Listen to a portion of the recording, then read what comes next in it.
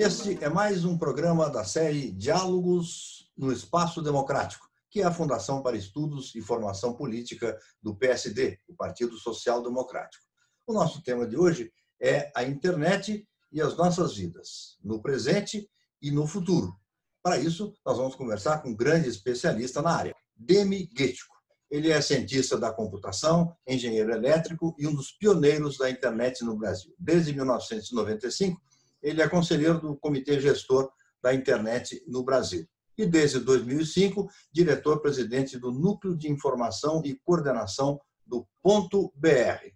Demi, seja muito bem-vindo. Muito obrigado por atender o nosso convite. Eu que agradeço o convite. Eu agradeço também a participação dos nossos colaboradores do Espaço Democrático, o jornalista Eduardo Matos. Salve, Eduardo. Olá a todos. E do cientista, do sociólogo e doutor em ciência política pela Universidade de São Paulo, que é o Túlio Kahn, também nosso colaborador. Salve, Túlio. Salve. Bom, vamos em frente. Demi, hoje a internet está na vida das pessoas, não é? Se formos pensar na rotina diária, o sujeito acorda, consulta as primeiras notícias, ele em seguida vai olhar nos grupos da família, aqueles recados ou dos amigos de trabalho, aí vê a previsão do tempo, aí pega o carro ou vai de Uber, né? Vai de Uber para o trabalho, lá, usando o Waze, lá ele senta à sua mesa e depende da internet como ferramenta indispensável, fica navegando o dia todo, aí volta para casa e aí pede lá um jantar por aplicativo qualquer, e depois vai ver algum filme, alguma coisa por uma Netflix, um desses streaming existentes. Enfim, a vida moderna tornou-se quase que totalmente dependente da internet. A gente sabe como quando fica sem energia ou sem internet, como a gente fica meio em pânico. Você diria que, qual é a visão que você tem dessa dependência? Você diria que pode até significar algum tipo de risco para as nossas vidas? Veja, eu, como você falou, tenho algum tempo de janela nesse negócio de internet e, mesmo assim, eu tenho tomado alguns cuidados. Vou dar um exemplo. A gente acaba ficando acomodado em relação às vantagens que a internet traz e hoje praticamente ninguém mais se preocupa em saber como vai de um lugar ao outro, liga o raio do aplicativo e o carro diz vira à esquerda, vira à direita e tal. Eu gostaria de ter uma ideia na minha cabeça de qual é o caminho que eu vou fazer. Em geral, eu tenho opções próprias e, às vezes, de propósito, não sigo o que o aplicativo falou, só para testar o que acontece em alternativas. Então, por exemplo, eu sou um sujeito que gostava de ler, não gosto de ler. A internet faz você ler muito manchete, muito pouco o corpo, né? Então, você resvala nas coisas e não se aprofunda muito. Isso te dá muita agilidade, porque você consegue rapidamente ter um panorama, mas é um panorama que às vezes é superficial. Então, eu acredito que nós temos que usar a internet como uma ferramenta auxiliar para o nosso dia a dia, mas não podemos usá-la como substituta das decisões que nós temos que tomar, porque senão nós ficaremos reféns dela. Quer dizer, em vez dela ser a nossa ferramenta, nós seremos a ferramenta dela. Então, eu não tiro em absoluto a importância da internet do dia de hoje. Graças a ela, estamos conseguindo manter um nível de vida razoável e de ocupação, às vezes até mais do que razoável, durante esse período da pandemia. Né? Com a internet, nós conseguimos conversar e trabalhar e fazer o diabo aí sem sair de casa. Mas tudo tem que ser visto com um grão de sal. Quer dizer, você deve saber até que ponto você está entregando coisas para ela ou não. Vou fazer uma analogia boba e antiga, né? Na minha época do primário, você aprendia tabuada, a gente sabia somar e tudo mais. Com as calculadoras hoje, certamente a maioria das pessoas não tem nem interesse em fazer cálculo nisso. Você vai dizer, era importante você saber extrair raiz quadrada à mão ou é melhor usar uma calculadora? Bom, provavelmente não é tão importante saber extrair raiz quadrada à mão, mas existem, dizem os que entendem do assunto, sinapses neuronais que são montadas quando você se esforça para pensar nessa raiz quadrada à mão. Então, talvez essa habilidade que você perdeu de não fazer raiz quadrada à mão te roubou uma outra habilidade que não tem nada a ver com a matemática e que você não consegue avaliar agora. Então, a minha opção é manter, digamos, o espectro bem amplo. Túlio Kahn, você quer fazer a segunda pergunta? Claro. Demi, prazer tê-lo aqui, em primeiro lugar. E a minha pergunta tem a ver com os sem internet, né? Eu tenho uma estimativa, não sei o quão atualizada, mas que fala em 53 milhões de brasileiros ainda sem internet, isso é mais ou menos um quarto da população do país. E a gente vê agora, né, com a pandemia, as escolas, né, migrando para o online, no home office e esse tipo de coisa. Então, já havia uma desigualdade antes, né, e essa desigualdade se acirrou agora em termos de pandemia. Então, a pergunta é isso: qual é o impacto, né, dessa desigualdade e do fato de 1/4 da população brasileira não ter acesso à internet, tanto no período normal, em especial agora no período da pandemia? Então, essa é uma ótima pergunta. E, primeiro, eu posso dizer que o Nick, nesse ponto, a gente tem orgulho de dizer que a gente gera há 12 anos de estatística sobre isso. O CETIC gera estatística sobre isso. Esse número que você apontou provavelmente é o resultado da pesquisa do CETIC, que, aliás, fez também alguns estudos sobre o impacto da pandemia em educação, em cultura e em serviços, que são áreas que foram fortemente afetadas. Sugiro até dar uma consultada, que são interessantes esses dados. Mas a sua avaliação é a mesma que eu faria. Quer dizer, a internet ajudou os que tinham internet a sobreviver à pandemia e aprofundou muito o desnível dos que não tinham internet, porque eles não tiveram alternativa. Quer dizer, as crianças com acesso à internet puderam assistir aulas remotas, os professores puderam dar aulas remotas via internet, pode não ser tão bom, pode ser menos eficiente, não entro nessa discussão, não é a minha área de competência. Mas o que é óbvio é que quem tem uma internet muito ruim ou nenhuma internet, porque não tem acesso na região dele, esse não tinha nenhuma tábua de salvação. Então, ficou mais patente ainda a necessidade de trazer para dentro da rede, apesar de todos os problemas que a rede tem, segurança, o diabo, não vamos entrar nessa discussão agora, mas ficou claro que sem essa ferramenta, né, esse desnível cresce de uma forma muito grande e cada vez mais é urgente que se trabalhe a inclusão dos demais brasileiros na rede. Evidentemente, tem que se trabalhar também como é que esse pessoal aprende a usar a rede, como se defende contra isso, etc. e tal, mas, sem dúvida, é necessário ter esse dispositivo à mão para momentos como esse e para o dia a dia. Quer dizer, hoje, quem não tem rede, de fato, começa a corrida com um prejuízo grande com ele. Ricardo Matos, sua vez. Emi, em primeiro lugar, obrigado por aceitar o nosso convite para essa conversa, né? E ainda em cima dessa pergunta que o Túlio lhe fez, do isolamento tecnológico desse quase 1/4 da população brasileira, eu gostaria que você avaliasse o papel do satélite geoestacionário brasileiro, que foi lançado aí há 1 ano e pouquinho, né? Menos de 2 anos, e do programa Internet para Todos, no sentido de ampliar a oferta de banda larga. Essa pergunta é muito importante porque os meios de conexão à internet devem ser os mais ricos e variados possíveis. Eu não acho que exista uma bala de prata para conectar o pessoal à internet. Então, nesse aspecto, por exemplo, 5G é importante, mas não vai resolver um problema genérico. Satélite é importante, não vai resolver todos os problemas. Fibra óptica é importante, talvez seja o dispositivo mais importante, porque ele dá substância à infraestrutura. Então, o que acontece? Onde você tem regiões onde a fibra óptica não chega, você tem como solução o satélite. O satélite, então, é a única solução para regiões absolutamente inatingíveis pelos meios físicos normais. Existem algumas novas ideias aí que estão sendo implementadas, por exemplo, passar fibra óptica em leito de rio. Não forma que você tem fibra óptica transoceânica, você poderia ter fibra óptica por dentro dos rios. Nós temos um sistema fluvial muito grande no Brasil, muito útil, podia chegar no meio da floresta via rios.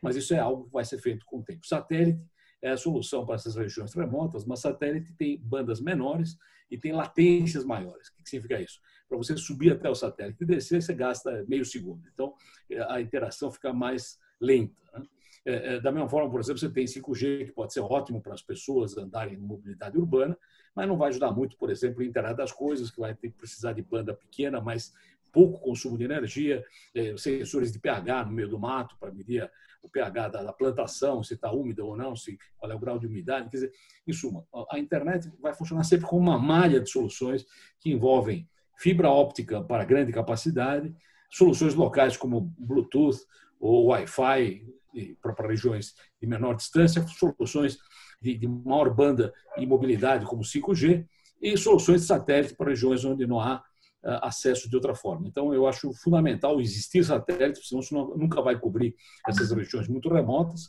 mas é necessário que isso seja visto como um conjunto de soluções e não como algo que virá e resolverá o problema. Chamadas fake news foram um tema bastante frequente nesse ano todo. Vários países estão discutindo regras para barrar a desinformação na rede, porque é um risco para a democracia, etc. e tal. Só que a liberdade é da natureza da internet. Como é que é possível conciliar essas duas coisas? E aí, emendando ainda nessa linha, será que essas leis não podem levar a uma espécie de fragmentação da internet? Por exemplo, a Rússia tem a internet dela, o Brasil a dele, a China dela. Como é que você vê essa questão? Eu acho que temos que ver isso também com bastante cuidado. Por quê? Porque, primeiro, notícias falsas não são novidades, sempre as houve. Segundo, a gente está tentando encontrar um jeito de impedir a propagação de notícias falsas agindo no meio. Eu acho que isso aqui não era a solução que existia tradicionalmente. Você não vai impedir, certo, uma notícia falsa de chegar pelo correio pedindo que o correio impeça isso. Você vai receber a carta falsa e você vai decidir se é falsa ou não. Isso não quer dizer que o correio deve entregar uma carta bomba ou coisa assim, mas existem gradações aí no processo em que a gente tem que ver quem responsabiliza. O decálogo do CGI, emitido aí há uns 5 anos atrás, ele já dizia que o intermediário, aí precisa definir claramente o que significa intermediário, é o portador da má notícia, né? Não é, em geral, o responsável pela má notícia. Isso é uma posição clássica aí em comunicação. Então, você não deve afetar o meio, você não tira do ar uma rede telefônica porque o sujeito te passou um trote. Então, eu não estou tirando a responsabilidade de cada elemento num papel, na cadeia, mas eu quero eliminar uma tutela que às vezes é feita e que pode ser usada até contra o próprio indivíduo, dizer, não se preocupe, você só receberá notícias corretas e verdadeiras. Isso nunca vai ser assim, né? Sempre houve trotes, sempre houve golpes do vigário e companhia. Então, eu acho que a única solução para isso é um aculturamento da comunidade que deve aprender a criar anticorpos contra notícias falsas. E a punição do gerador da notícia falsa real. Quer dizer, se você tem uma notícia falsa que tinha um dolo em si, ou que tinha uma vantagem econômica vista, por exemplo, você mexe na cotação da bolsa para ganhar ganho pessoal nisso. Evidentemente, isso é um crime, está em lei. Então, você tem que ir atrás do causador do problema e não repassar um papel de controle ou de tutela ou de guardião da moral e dos costumes a alguém no meio, porque senão você está dando poder a mais a quem já tem poder demais. Então, numa posição, digamos, um pouco mais tradicionalista em relação à internet, existem, evidentemente, bons clubinhos e maus clubinhos. Se você não gosta do clubinho, é melhor sair dele. Mas você querer que todos se comportem adequadamente e que impeçam que coisas que não me agradem cheguem até mim, na verdade, passar mais poder ainda a eles e tratar o usuário com tutela, que eu acho que não vai levar a grande resultado. Então, eu acho que pode haver, sim, uma lei que impeça notícias falsas, no sentido de coibir o gerador da notícia falsa. Eu acho que, por exemplo, se você reproduz uma notícia falsa, certamente você não deve ter feito isso de má fé.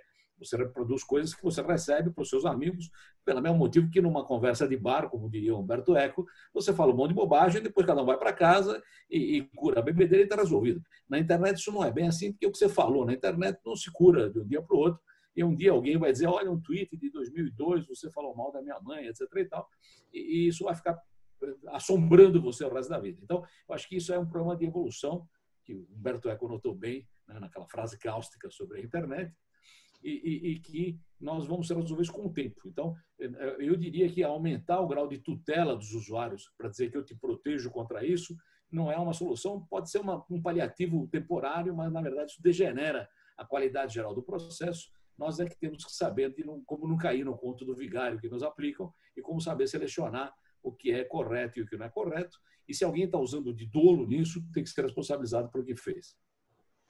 Eduardo Matos. Demi, o NIC.br, que você dirige, e que é o órgão que implementa as decisões e projetos do CGI, ele acaba de bater a marca de 4,5 milhões de domínios.br. Né? Qual a importância dessa marca? Bom, nós somos, digamos, antigos na área. O BR foi delegado a nós aí em 18 de abril de 89. E eu acho que o modelo que o BR adotou desde o começo, né, o pessoal da FAPESP ganhou a delegação, está lá no time, evidentemente, tratou isso sempre como, digamos, algo, no começo era evidentemente grátis, né, todos os registros da internet eram grátis. Quando o comitê gestor surgiu em 95 para discutir como isso evoluiria, decidiu que era melhor cobrar para dar autossustentação ao processo. E nós sempre tivemos, digamos, um desempenho técnico bastante invejável, não notícias de quedas do BR, que tenham eventualmente atrapalhado os sítios brasileiros que têm esse sobrenome. Então, o BR foi um sobrenome bem aceito pelos brasileiros. Veja que isso não é um produto do Brasil, é um produto para a comunidade brasileira. Você pode registrar qualquer domínio no Brasil e tem um monte de gente que usa domínios .com, .net, qualquer outra, .info, seja lá o que for. Mas o BR, digamos, calou na alma do brasileiro, eles gostaram desse sobrenome, isso fez com que nós crescêssemos. E quando começamos a cobrar em 97 e 98, para pagar primeiro os custos da equipe e do equipamento, em breve começou a ter superávit. E hoje, a gente, teoricamente, é um dos modelos mais bem-sucedidos mundialmente, porque nós temos uma receita bastante razoável. Se imaginar 4 milhões de domínios a R$40 cada domínio, essa é a nossa receita bruta. E isso é devolvido à internet. Então, as estatísticas que comentei são feitas com dinheiro do BR. Os pontos de troca de tráfego, que são um grande desenvolvimento do Brasil, o ponto de troca de tráfego de São Paulo é o líder mundial em quantidade de tráfego trocado. Assumiu há uns 2 meses atrás, durante a pandemia, o ponto de troca de tráfego de São Paulo. O conjunto brasileiro de troca de tráfego é o 3º, 4º do mundo, mas São Paulo em si passou de Frankfurt. Então, isso também é um negócio feito com dinheiro do BR. Nós temos o CERT, que cuida de segurança, o Computer Emergency Response Team, um time que cuida de respostas de problemas de segurança e orienta e dá cursos. Nós temos medições de banda larga, nós temos o pessoal que trabalha com protocolos da web. Em suma, nós temos uma porção de centros que vivem em função da vaca leiteira, que é o BR. Então, é fundamental a gente ver que o BR vai bem, porque sem ele fecha a torneira que alimenta todo esse conjunto de ações em prol da internet brasileira, que vem do BR e da distribuição de números IP. Em vários lugares do mundo, o domínio de país, em geral, é tocado por uma pessoa sem fins de lucro, às vezes uma universidade, às vezes é uma empresa privada, às vezes é o governo.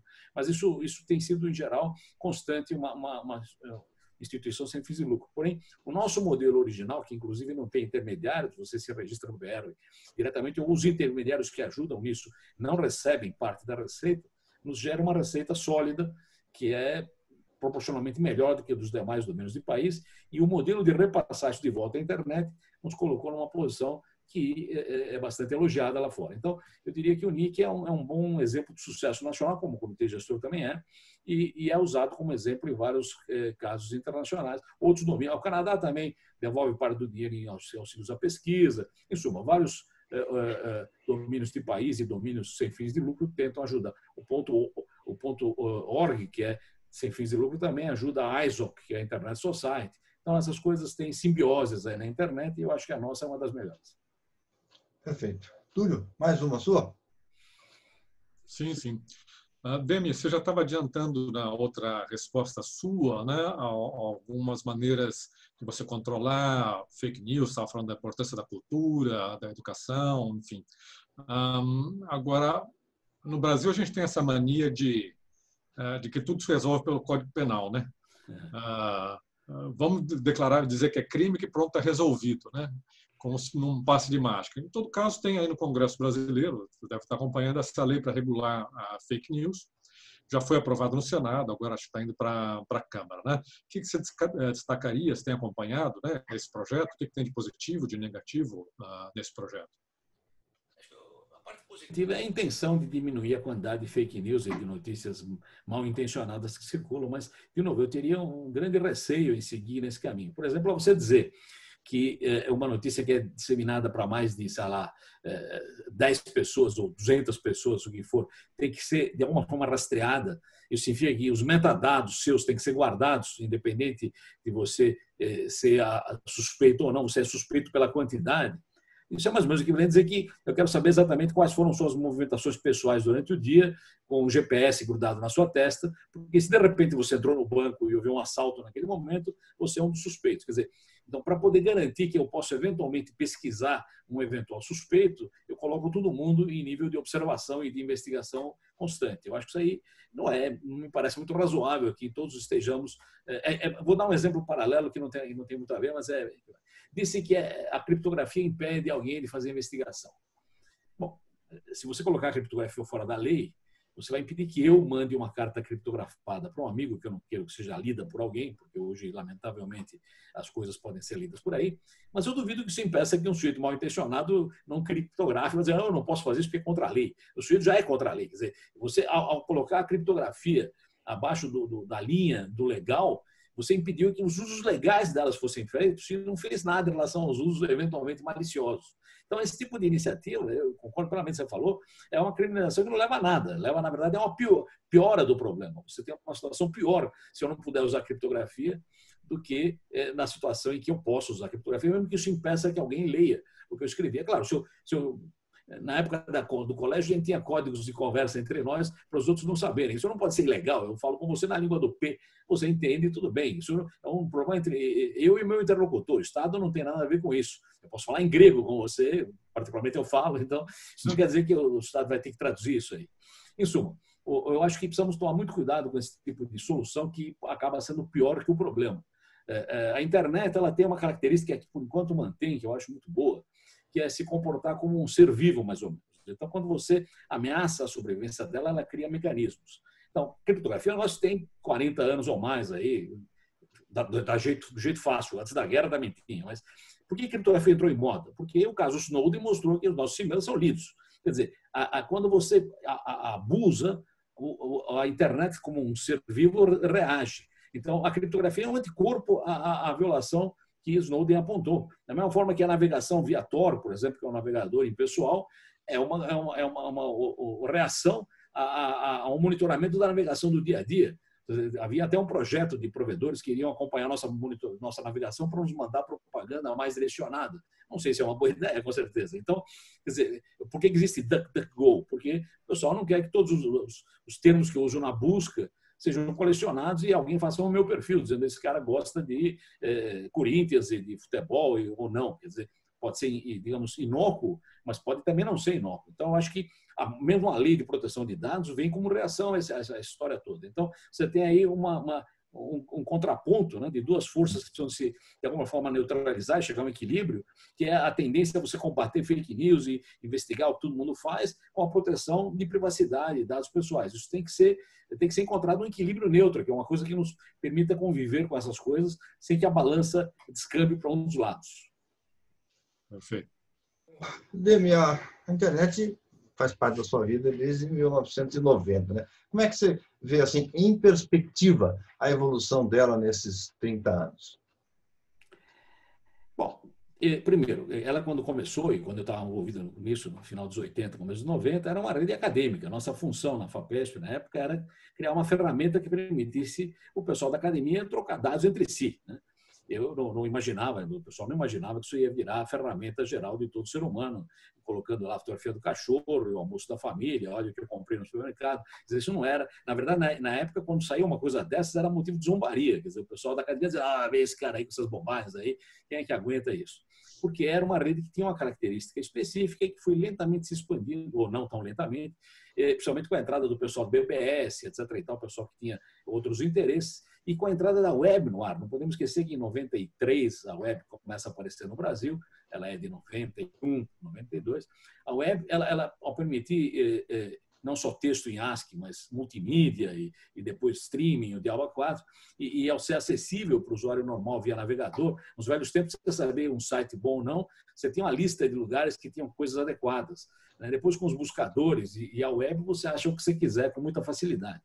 Então, isso trouxe uma popularização da internet e trouxe também algo que talvez não seja tão bom. Quer dizer, aquele primeiro conceito de que a internet é uma rede fim a fim, onde eu falo com um cara na Austrália, entre eu e ele, ninguém mais se intromete, que é o princípio da neutralidade, passou a ser, de alguma forma, substituído por situações confortáveis em que eu vivo num jardim, onde me entregam tudo o que eu quero. Então, você recebe as notícias que você quer, você tem seus amigos lá do lado, você cria uma comunidade. Então, as comunidades, que não sou contra comunidades, obviamente, mas as comunidades substituíram um pouco esse desbravar que havia, esse encontrar coisas na rede. Até outro dia eu fiz uma analogia, eu falei, nos velhos tempos você estava um duro desgraçado para encontrar uma notícia na rede, o que você queria saber e tudo mais. Hoje, com todos esses algoritmos e buscadores, a coisa se inverte. Quer dizer, a notícia que te encontra. Estou quieto aqui, me chega uma notícia que eu nem sabia que estava procurando ela, mas ela sabe que eu me interessaria. Então, eu não sou mais quem procura a informação é que me procura. Então, isso é uma situação complicada, mas certamente nada ofusca, digamos, a qualidade e a vantagem de você estar dando voz para todo mundo. Então, é claro que se sair de um processo de broadcast, onde alguns falam e todos escutam, por um processo que todos falam, obviamente tem uma cacofonia inicial, que eu espero um dia se resolva, ou pelo menos amenize.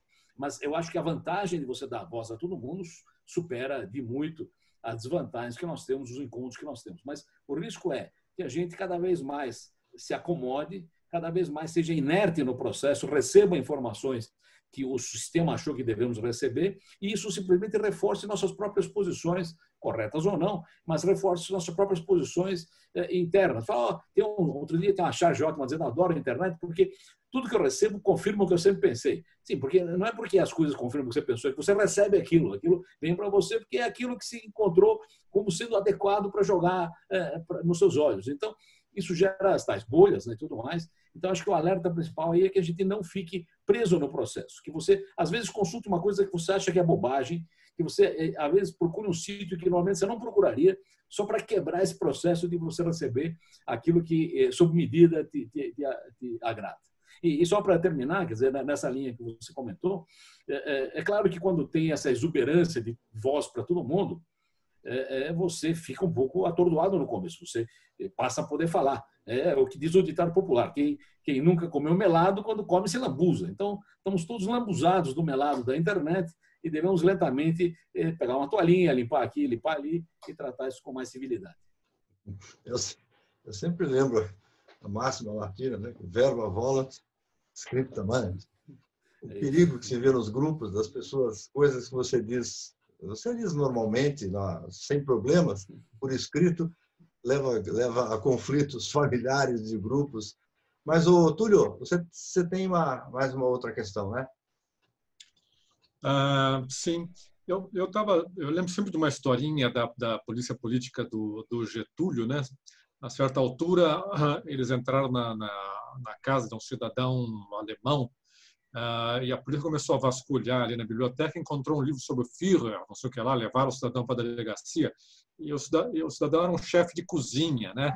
E Führer é chefe, né? Então, esse problema ilustra a questão da falta de contexto, né? Às vezes, quando você tenta fazer uma filtragem automática. Eu digo isso porque agora você tem, voltando de novo ao problema de fake news, né? Umas tentativas de fazer filtragens automáticas usando inteligência artificial. É lógico que inteligência artificial ela está aprendendo o tempo inteiro, mas ele tem gerado, né, uma série de situações até engraçadas, né? Então, são fotos, imagens da campanha do câncer sendo proibidas porque mostram seio, né? E eu tenho amigos que foram bloqueados, né?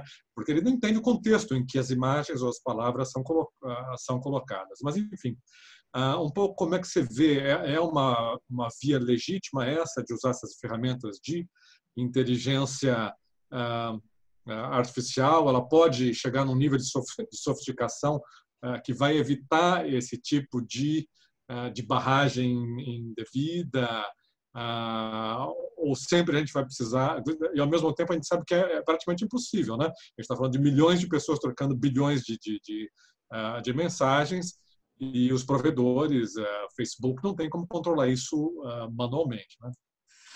Vou começar de trás para frente aí, pessoal. Primeiro, o grande risco disso é que a lei de Moore, aquela história de que a cada ano e meio você compra o dobro do poder pelo mesmo dinheiro, continua mais ou menos se mantendo. Então, eu não teria muitas esperanças de que seja impossível fazer isso. Acho que não será impossível, será possível, e o pessoal já está fazendo isso em larga escala. Então, o primeiro ponto, essa barreira cairá. Quer dizer, não, isso não dá para fazer, que são milhões, mas a capacidade de processamento cresce espantosamente também. Segundo, voltando agora bem para o começo, concordo que isso é uma atividade que não só é inútil, como é boba. Eu me lembro no começo, quando ligamos à USP, tinha um negócio chamado Newsboard, que é informações em geral. E daí o pessoal da USP, tem piadas, tem piadas que o pessoal troca piada. Não, mas tem palavras de baixo calão, vou filtrar. Eu falei, vocês fazem o que vocês quiserem, eu passo o feed para vocês fazem o que vocês quiserem. Aí resolveram filtrar palavras ligadas à genitália, coisas que eu valho. Bom, não deu uma semana para o pessoal de medicina ficar histérico, porque nenhum artigo de medicina passava, né? Nenhum artigo de psicologia passava. Então, aí desistiram, porque obviamente se viu que não era por aí o caminho. Outro ponto também que no começo, para mim, me chocou, você falava algo irônico na internet, nas listas de discussão, o pessoal entendia literalmente. Então, aí tiveram que aparecer nas caretinhas lá, que graças a Deus nos livraram um pouquinho do problema, porque como na internet você nunca lê nada mais profundo, quando você lê um livro, você percebe que aquele trecho lá está sendo irônico em relação ao resto. Se eu ponho só uma frase e o cara não me conhece, ele não tem a menor ideia se aquilo é irônico, se aquilo é literal. Então isso também deu um monte de quebra-pau à toa aí, porque o cara falou uma coisa que era o contrário do que ele queria dizer e foi entendida literalmente. Então, para isso surgiram as tais caretinhas, então você põe lá alguém rindo, alguém fazendo careta, dizendo, não, olha, estou falando isso, mas é para rir, etc. E tal. Então, em relação à inteligência artificial, eu acho que o primeiro grande caveat do processo é o seguinte: se ela me ajudar a identificar coisas como ferramenta, eu acho ótimo. Vou dar um exemplo. Spam, por exemplo, foi um enorme problema durante muito tempo. Os filtros bayesianos de spam, em geral, funcionam bastante bem. Eu não admiro, não quero que eles removam o que eles acham que é spam. Eu quero que eles marquem.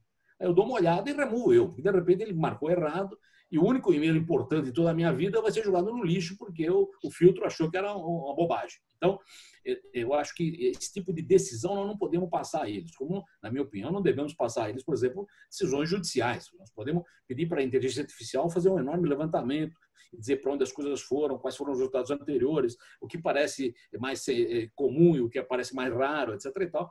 Mas você deixar isso ser decidido por eles, você deixar o seu destino ser levado para isso, eu acredito que estamos abrindo mão da humanidade, que é uma coisa muito mais complicada. Então, tem exemplos jocosos, como você falou, de decisões estranhas, estapafúrdias, vão melhorar com o tempo, não...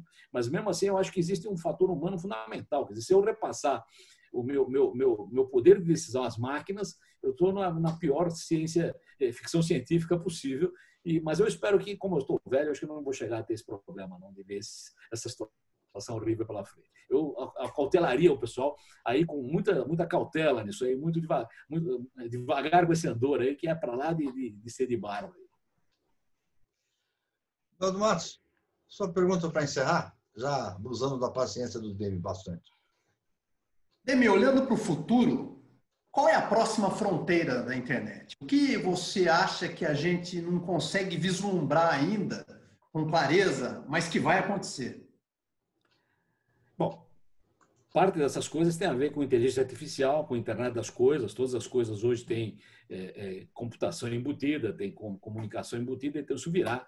E o risco aí, como eu falei, é a gente sair de um processo em que o homem é o centro das coisas para as coisas serem o centro do homem. Quer dizer, saímos do antropocentrismo para o ontocentrismo, uma coisa que põe as coisas no centro e nós estamos na periferia. Então, isso é um perigo.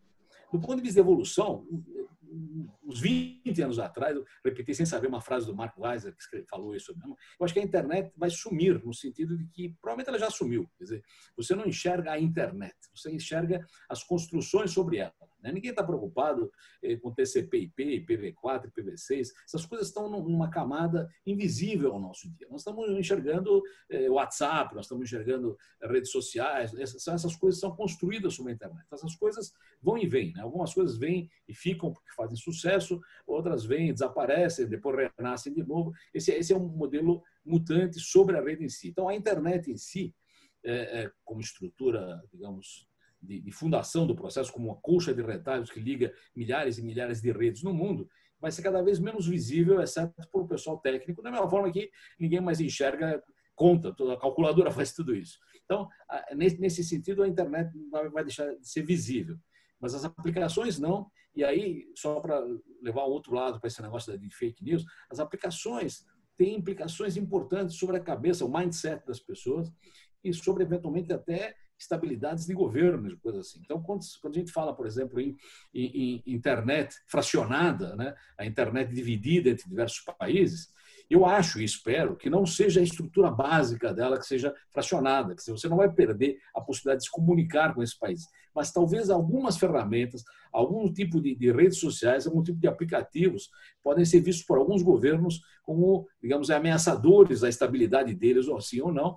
Isso pode ser vestido com a etiqueta de fake news, com a etiqueta do que for, com moralidade e tal, mas no fundo são mecanismos de defesa do pessoal querendo impedir ataques por essas redes, que é o que acontece em alguns países aí menos abertos, em que certas ferramentas são proibidas. Eu, como falei, tenho sérias reservas contra muitas ferramentas e o jeito com que elas ganham poder, mas eu acho que se houver essa fragmentação, vai ser mais em nível de ferramental, e eu espero, não em nível de substrato básico, como até hoje a telefonia funciona, e ninguém vai querer ter a telefonia de um país diferente da do outro. Claro que em telefonia já não tem mais muito sentido, porque vai tudo pela internet, mas é nessa camada que eu acho que a coisa continuará.